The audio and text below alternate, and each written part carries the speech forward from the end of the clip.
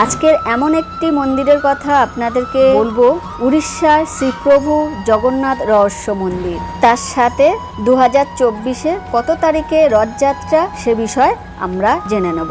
শ্রীপ্রভু জগন্নাথের রহস্য মন্দিরের কথা শুনে আপনাদের হয়তো ভালো লাগবে, কিন্তু তার থেকে বেশি ভালো লাগবে আপনারা একবার উড়িষ্যায় জগন্নাথ মন্দিরের দর্শন করে আসুন। আপনি যদি নতুন দর্শক বন্ধু হন, অনুরোধ চ্যানেলটি সাবস্ক্রাইব করবেন প্রত্যেকটা ভিডিও পাওয়ার জন্যে।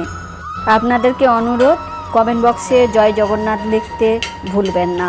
দর্শক বন্ধুরা, আপনারা অনেকেই শুনে থাকবেন কেরালায় তিরুপতি মন্দির, কেদারনাথ আসামে কামাখ্যা, বৃন্দাবন মথুরায় শ্রী রাধা ও কৃষ্ণের লীলা। কিন্তু আজকের এমন একটি মন্দিরের বিষয়ে আপনাদের সাথে আলোচনা করব, সেটি হলো উড়িষ্যার শ্রী জগন্নাথ দেব মন্দির। শোনা যায় অনেক রাজা মহারাজা এই মন্দিরের উপরে আক্রমণ করেছে, কিন্তু কিছুই করতে পারেনি। এমন কি আছে এই মন্দিরে? দর্শক বন্ধুরা, জানতে হলে অবশ্যই আপনাদের যেতে হবে উড়িষ্যার শ্রী জগন্নাথ মন্দিরে, যেখানে শ্রীকৃষ্ণের আসল দিল শ্রী জগন্নাথ দেবের মূর্তির মধ্যে রাখা আছে। যখন নতুন মূর্তি স্থাপন করা হয়, তখন পুরনো মূর্তি থেকে দিলটি নিয়ে নতুন মূর্তিতে স্থাপন করা হয়। সমস্ত শহর সরকার দ্বারা লাইট বন্ধ করে দেওয়া হয়, দিলটি কেউ দেখতে না পায়।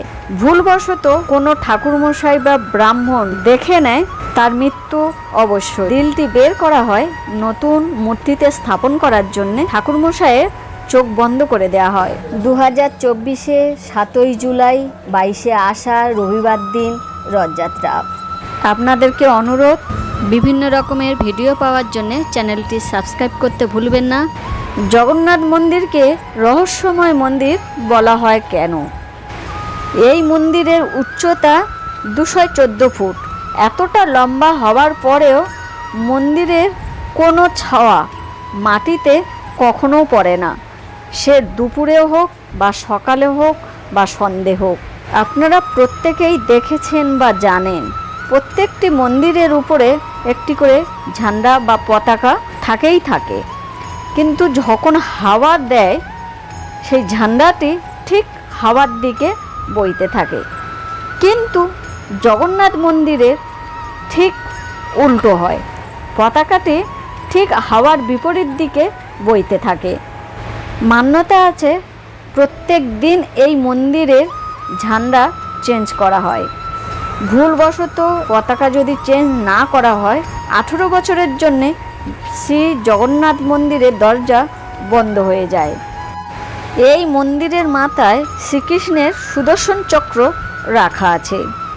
আপনি পুরীর যেখানেই যান না কেন, সেই স্থানে আপনি মনে করবেন ঠিক সুদর্শন চক্র আপনার দিকেই তাকিয়ে আছে।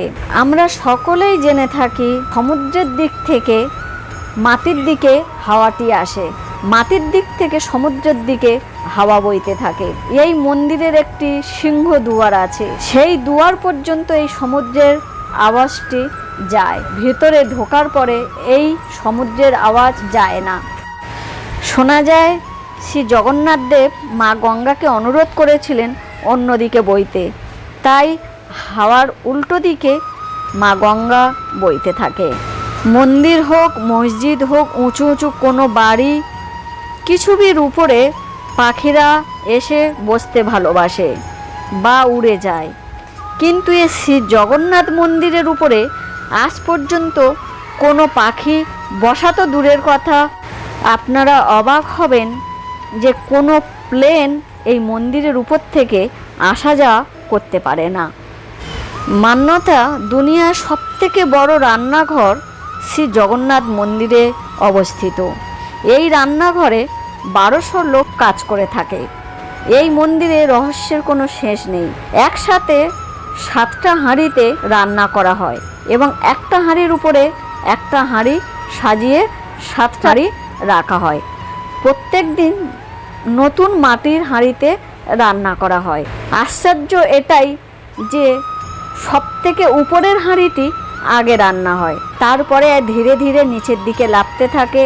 সবার শেষে যে হাঁড়িটিতে আগুন লাগে সেই হাঁড়িটির রান্না সব থেকে লাস্টে হয়। প্রভুর দর্শন করতে 10,000 1 লাখ যতই মানুষ আসুক না কেন, প্রভুর প্রসাদ কম কখনোই হয় না। সন্ধ্যের পরে প্রসাদ কখনোই বেশি হয় না যে ফেলে দিতে হয়। এটাই প্রভুর রহস্যময় মন্দির। শ্রী জগন্নাথ দেব প্রত্যেক বছর মাসির বাড়িতে যান। প্রত্যেক বছর শ্রী প্রভু জগন্নাথের জ্বর হয়। প্রত্যেক বছর যখন মাসির বাড়িতে যায় বৃষ্টি অবশ্যই হবে। বৈজ্ঞানিকরা এখনো পর্যন্ত বুঝতে পারলো না যে ওই দিন কেন উড়িষ্যা পুরী মন্দিরে বৃষ্টি হয়। শোনা যায় শ্রী জগন্নাথ প্রভুর একটি ভক্ত ছিল, সে প্রভু দর্শন করার জন্যে বসে থাকতে থাকতে মারা যায় এবং প্রত্যেক বছর শ্রী জগন্নাথ দেব মাসির বাড়িতে যায়। যে ভক্ত মারা গেছে ওই ভক্তের ঘরের সামনে রথ বন্ধ হয়ে যায়। কিছুক্ষণ শ্রী প্রভু ওখানে দাঁড়ান, দর্শন করেন, তারপরে আবার রথ চলা শুরু হয়। কারোর ক্ষমতা নেই যে ওখান দিয়ে রথ টেনে নিয়ে যাবে। দর্শক বন্ধুরা, এই সব কিছু রহস্যময়, এই সব কিছু লীলা দেখার জন্যে আপনাদেরকে যেতে হবে উড়িষ্যায় শ্রী জগন্নাথ মন্দিরে। আশা করি ভিডিওটি শুনে আপনাদের খুবই ভালো লেগেছে। প্রভুর দর্শন করার পরে আপনাদের আরও ভালো লাগবে। তাই দর্শক বন্ধুরা, ভালো লাগলে ভিডিওটি একটি লাইক ও সাবস্ক্রাইব করবেন। এইভাবে পাশে থাকবেন নতুন নতুন ভিডিও পাওয়ার জন্যে।